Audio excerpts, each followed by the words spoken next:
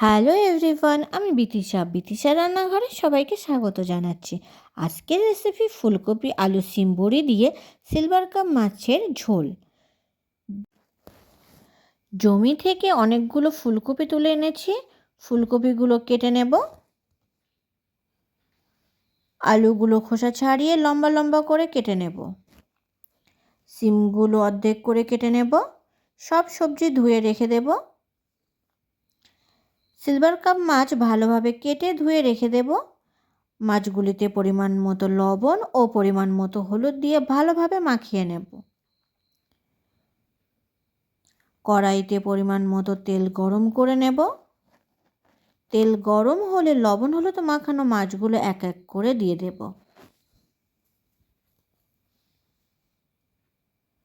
মাছগুলো ভালোভাবে ভেজে নেব। দুই পিঠ ভালোভাবে ভাজা হয়ে গেছে, মাছগুলোকে তুলে নেব।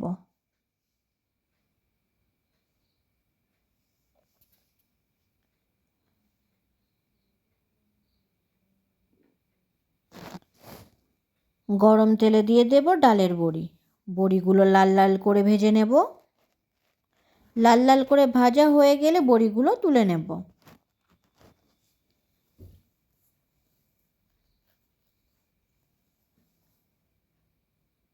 কড়াইতে পরিমাণ মতো তেল গরম করে নেব।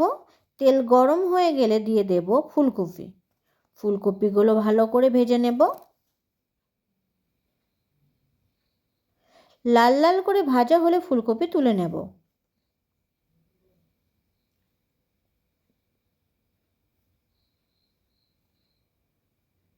গরম তেলে দিয়ে দেব 5 ফোড়ন। ফোড়ন ভাজা হলে দেব লম্বা লম্বা করে কেটে রাখা আলু। আলুগুলো ভালো করে ভেজে নেব।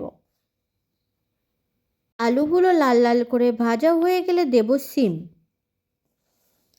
সিম একটু ভাজা করে নেব।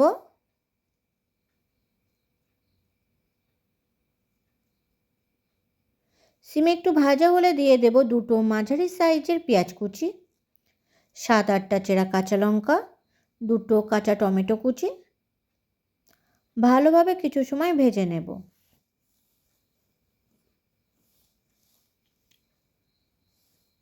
পেঁয়াজ নরম হয়ে আসলে দেব 1 চামচ আদা বাটা। ভালোভাবে কিছু সময় কষে নেব।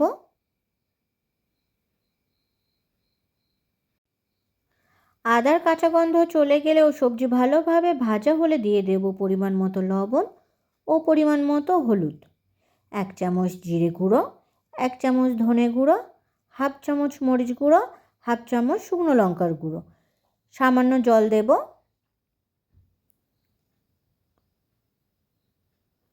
মশলা সবজির সাথে ভালোভাবে কষে নেব। মশলা ভালোভাবে কষা হয়ে গেলে দিয়ে দেব পরিমাণ মতো জল। ঝোল একটু নাড়াচাড়া করে নিয়ে ফুটতে দেব। ঝোল ফুটে উঠলে দেব ভেজে রাখা ডালের বড়ি। ঝোলের সাথে মিশিয়ে নিয়ে কিছু সময় ফুটিয়ে নেব। দেখে নেব আলু সিদ্ধ হয়েছে কিনা। আলু সিদ্ধ হয়ে গেলে দিয়ে দেব ভেজে রাখা মাছ। আর দিয়ে দেব ভেজে রাখা ফুলকপি।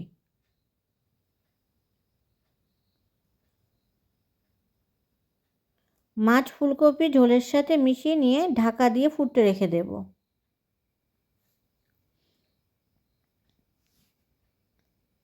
কিছু সময় পরে ঢাকা খুলে ঝোল নাড়াচাড়া করে নেব।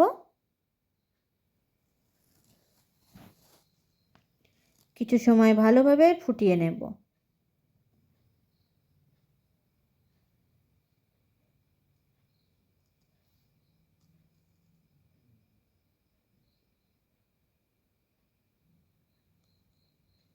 দিয়ে দেব গরম মশলার গুঁড়ো। ঝোলের সাথে মিশিয়ে নেব। তৈরি হয়ে গেছে ফুলকপি আলু সিম বড়ি দিয়ে সিলভার কাপ মাছের ঝোল। ভিডিওটি কেমন হয়েছে অবশ্যই কমেন্ট করে জানাবেন। আর ভিডিওটি যদি আপনাদের ভালো লেগে থাকে তাহলে চ্যানেলটিকে সাবস্ক্রাইব করতে একদম ভুলবেন না। ধন্যবাদ।